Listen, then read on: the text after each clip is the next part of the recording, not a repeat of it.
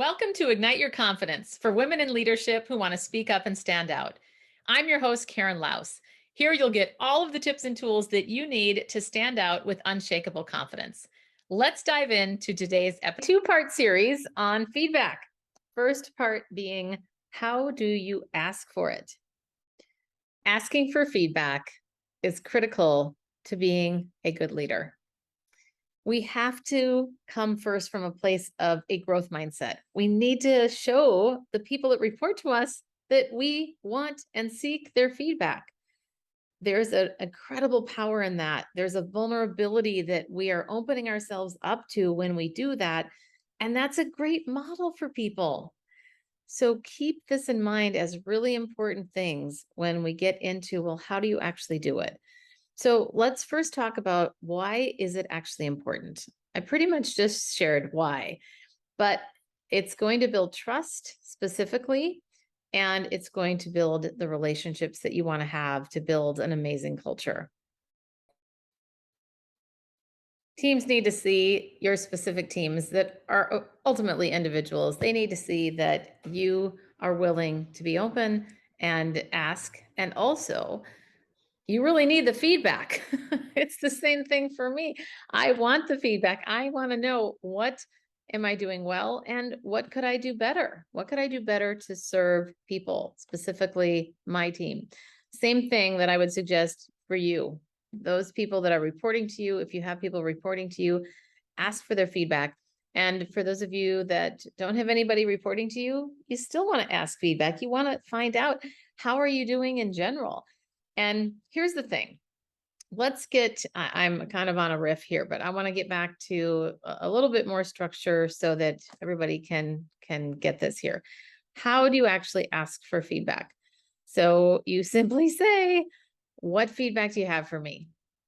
Now that sounds simple, but notice what I did there. What feedback do you have for me is very different than, do you have any feedback for me?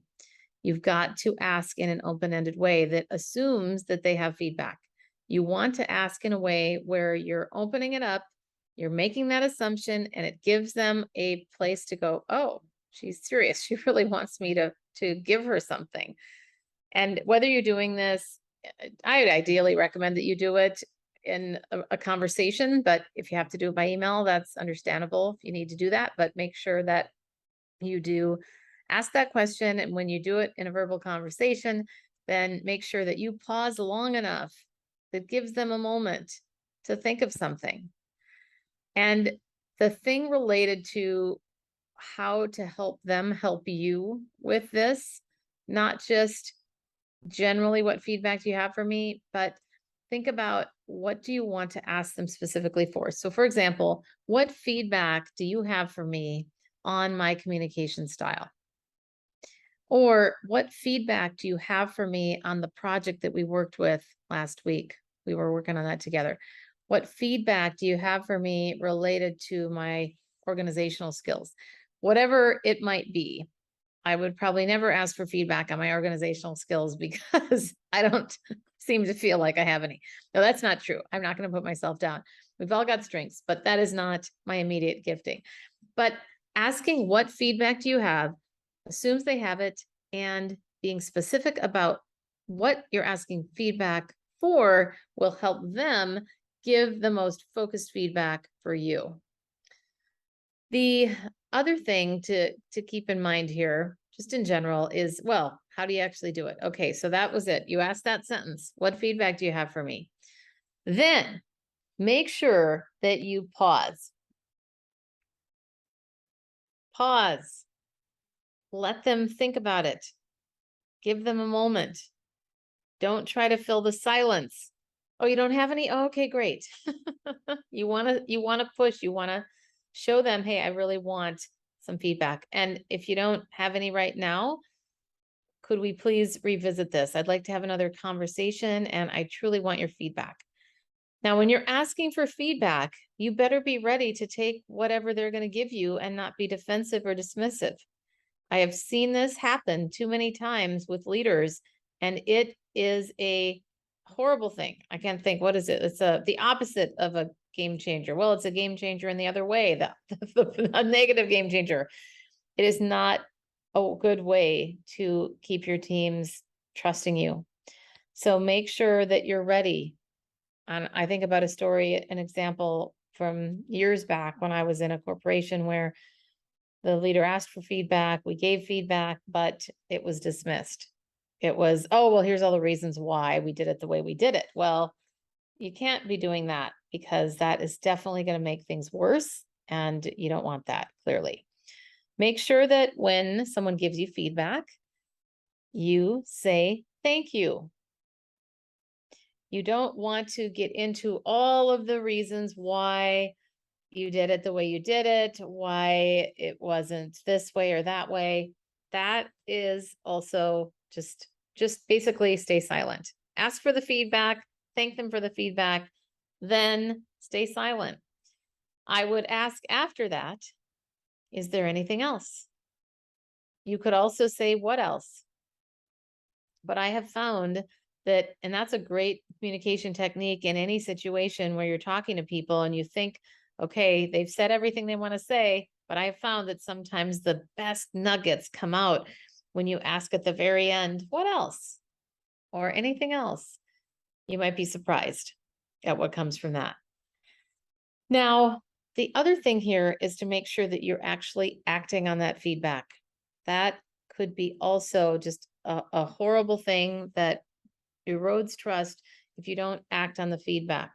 You've got to act on it. And if you can't actually take action immediately, at least tell them that there's a plan in place. The team needs to know that there is a plan in place.